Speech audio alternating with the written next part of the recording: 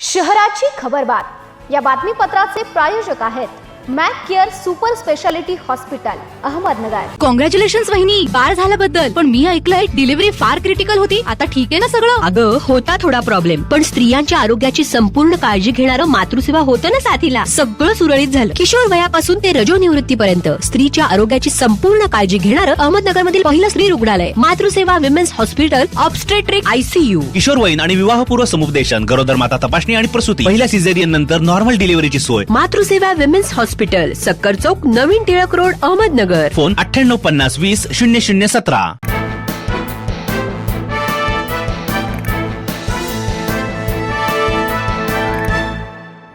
प्रेक्षको नमस्कार, मी दिशा न्यूज 24 सह्याद्रीमध्ये तुमचं स्वागत। पाहूया अहिल्यानगर शहरातील महत्त्वपूर्ण बातम्यांचा आढावा शहराची खबरबातमध्ये।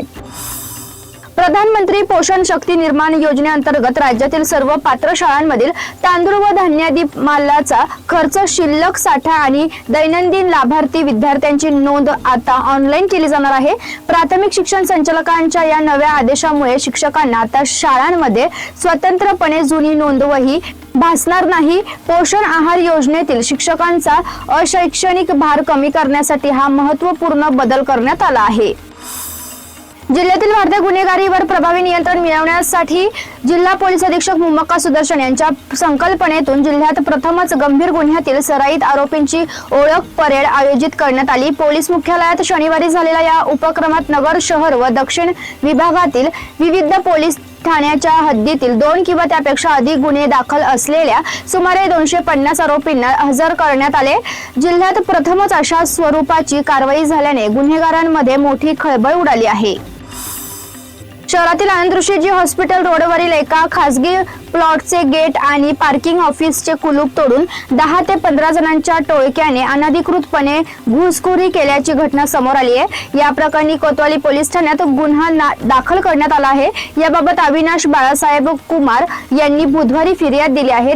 त्यानुसार बुचाबाई चंदन चव्हाण, छिंदमबाई नारायण चव्हाण, शास्त्री छोट्या काळे व इतर अनोळखी 10 ते 15 महिला पुरुष यांच्या विरोधात गुन्हा दाखल करण्यात आला आहे।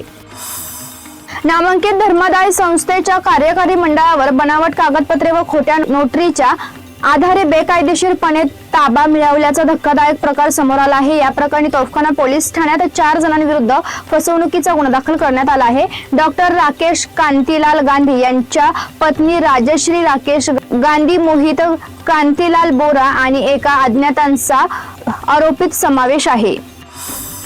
पुणे नाशिक हायस्पीड रेल्वे मार्ग पहिल्या आराखड्यानुसार करण्यासाठी राज्य सरकार सकारात्मक आहे।